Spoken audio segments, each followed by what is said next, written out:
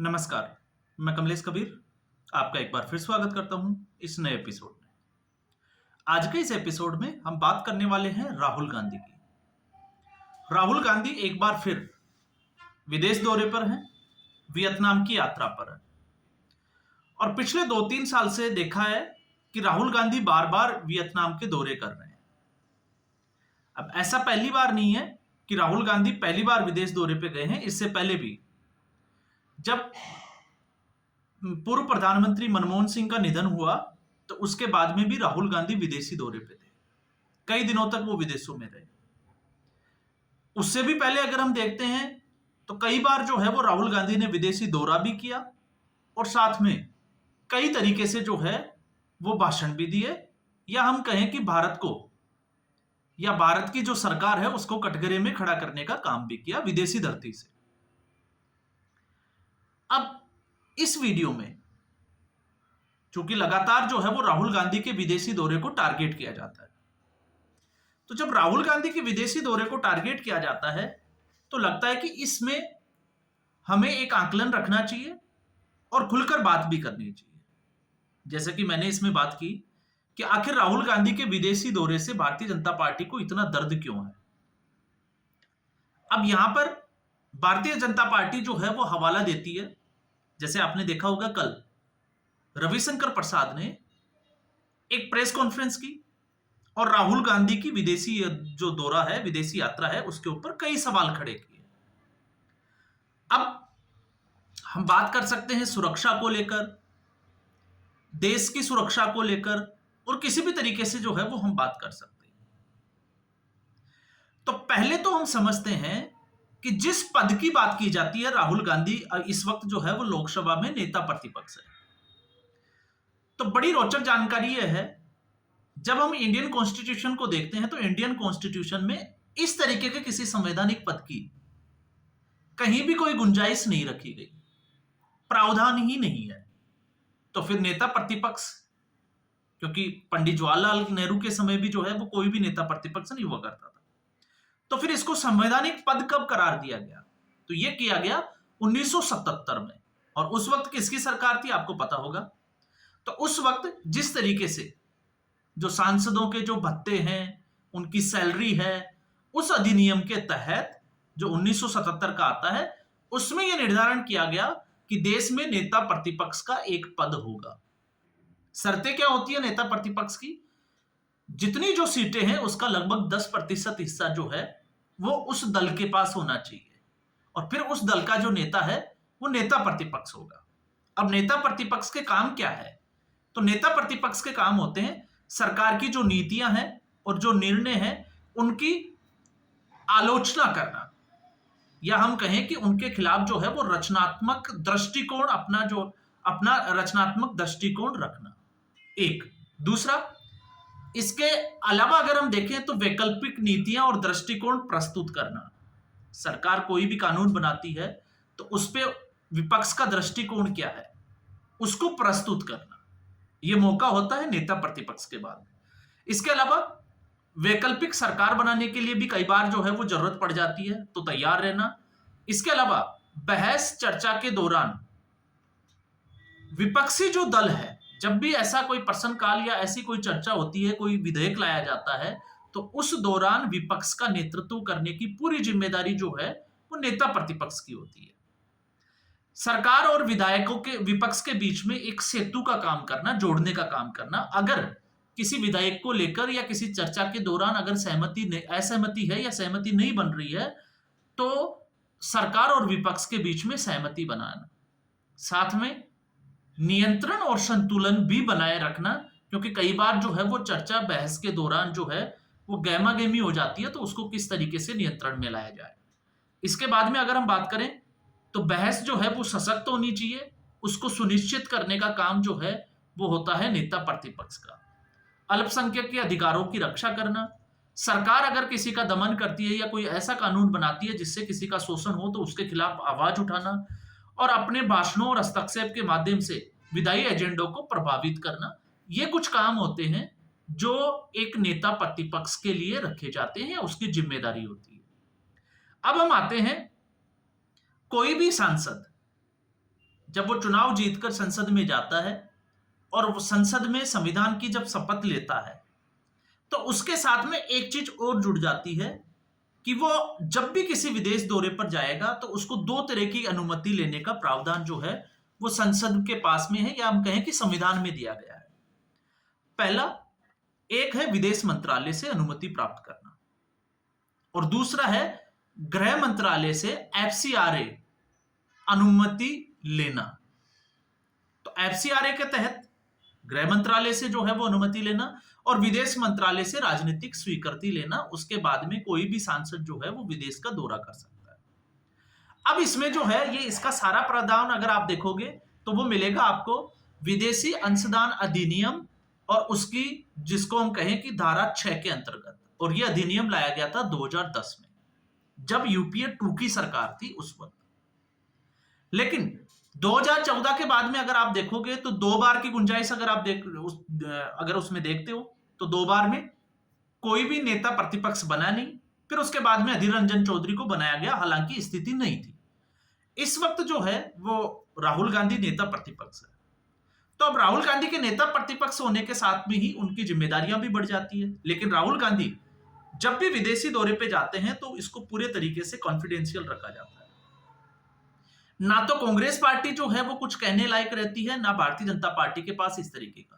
लेकिन भारतीय जनता पार्टी इसको राजनीतिक मुद्दा जरूर बना लेती है। अब जब राजनीतिक मुद्दा बना लेती है तो अब यहां पर भारतीय जनता पार्टी के ऊपर कुछ सवाल खड़े होते हैं, क्योंकि अगर हम राहुल गांधी के नजरिए से देखते हैं तो राहुल गांधी वो जिस तरीके से जा रहे हैं आ रहे हैं, या आपने देखा होगा इससे पहले भी वो ब्रिटेन के दौरे पे गए थे, वहां के एक चांसलर से मिले थे और फिर मेड इन चाइना की वहां पर बात की थी। तो इसके ऊपर जब कोई भी माननीय सांसद विदेशी दौरे पर जाता है तो कुछ शर्तें होती है, और शर्तें क्या होती है, वो आधिकारिक तौर पर उस देश की सरकार के किसी भी रिप्रेजेंटेटिव से मुलाकात नहीं कर सकते, और अगर वो मुलाकात करते हैं तो किसी भी तरीके का कुछ तोहफा नहीं ले सकते और कोई भी तरह का स्टेटमेंट नहीं दे सकते। लेकिन राहुल गांधी बार बार इस तरीके का काम करते हैं। दूसरा, जब सुरक्षा की बात आती है तो राहुल गांधी का आपने देखा होगा कांग्रेस पार्टी का एक स्टैंड बना था कि राहुल गांधी की सुरक्षा जो है वो क्यों हटा ली गई, क्योंकि राहुल गांधी की सुरक्षा को कम कर दिया गया था। तब अमित शाह ने संसद में लोकसभा के पटल पर यह कहा था कि राहुल गांधी जब विदेशी दौरे पर जाते हैं तो वो अपने साथ में सुरक्षा लेकर ही नहीं जाते, तब उनको सुरक्षा की जरूरत क्यों नहीं पड़ती। और फिर उसके बाद में पिछले 4 साल में अगर आपने देखा होगा तो 4 साल में एक प्रक्रिया रही है, जब जब संसद का सत्र या राहुल गांधी विदेशी दौरे पर गए हैं तो उसके बाद में एक टूल किट एक्टिव हो जाता। तो यह है एक संवैधानिक पद पर बने रहने के बावजूद असंवैधानिक काम करना।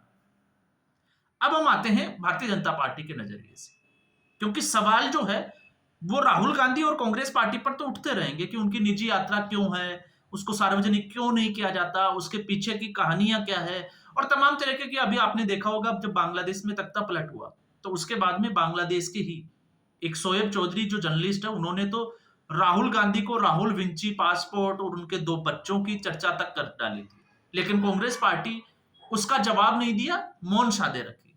तो ये समय समय पर जो है वो राहुल गांधी का नाम जो है वो जुड़ता हुआ दिखाई देता है।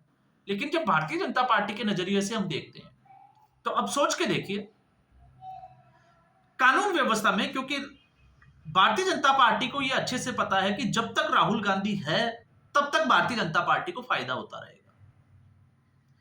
तो राहुल गांधी कांग्रेस पार्टी की सबसे कमजोर कड़ी है इस वक्त 2014 के बाद में, और भारतीय जनता पार्टी को यह डर रहता है कि अगर राहुल गांधी नहीं है तो कहीं ये किसी मजबूत हाथों में कांग्रेस पार्टी चली गई तो भारतीय जनता पार्टी का एक कॉम्पिटिटर तैयार हो जाएगा।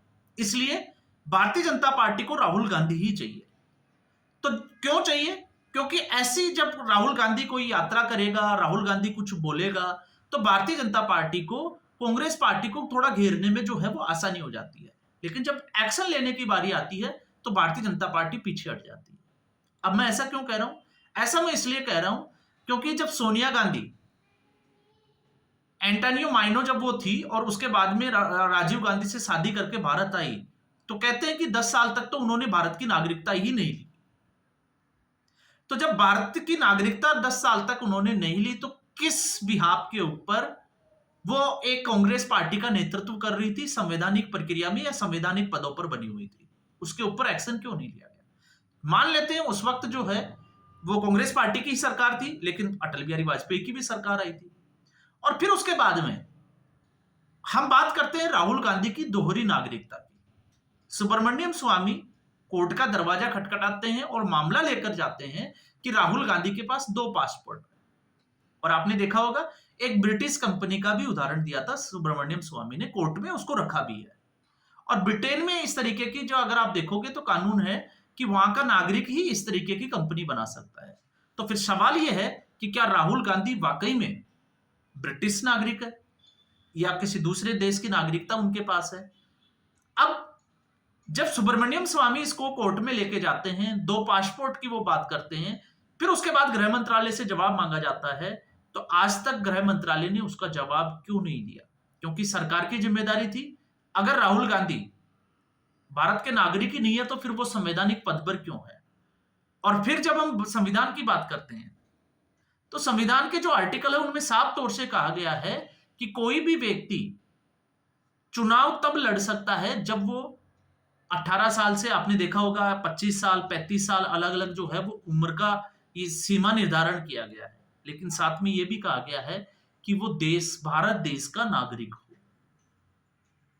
तो जब भारत देश का नागरिक नहीं है तो फिर राहुल गांधी के ऊपर कानूनी प्रक्रिया के तहत एक्शन अब तक क्यों नहीं लिया गया? क्योंकि अब तो 2014 के बाद में प्रधानमंत्री नरेंद्र मोदी का तीसरा कार्यकाल शुरू हो चुका है। तो क्या सिर्फ इसलिए कि इन मुद्दों को जो है वो जनता के सामने उठाते रहेंगे और उसका राजनीतिक लाभ जो है वो लेते रहेंगे? तो इस पूरे प्रकरण में अगर आप देखोगे, क्योंकि मैं अब पिछली बार भी जो है वो इसके ऊपर वीडियो बना चुका था, मैं जब सोहेल चौधरी ने कुछ खुलासे किए थे उनके ऊपर भी मैंने बात की थी, उस महिला के नाम लेकर भी मैंने बात की थी, 2 बच्चों वाली बात पे भी मैंने जो है वो डिटेल में डिस्कशन किया था और तमाम तरह की बातों के भी मैंने डिस्कशन किया था। लेकिन आज इस वीडियो में उसकी जरूरत नहीं। आज इस वीडियो में सिर्फ इसलिए सवाल खड़े होते हैं कि रविशंकर प्रसाद जब इस तरीके का जब प्रेस कॉन्फ्रेंस करते हैं तो फिर सवाल तो ये भी है ना कि भारतीय जनता पार्टी एक्शन क्यों नहीं लेती है? जब किसी सांसद को विदेशी दौरे के लिए, चाहे वो उसका निजी दौरा हो या फिर उसका सरकारी दौरा हो, विदेश मंत्रालय और गृह मंत्रालय से एफसीआर अनुमति लेनी पड़ती है और विदेश मंत्रालय से राजनीतिक अनुमति लेने का प्रावधान है, तो फिर संसद उसके ऊपर एक्शन क्यों नहीं लेती है?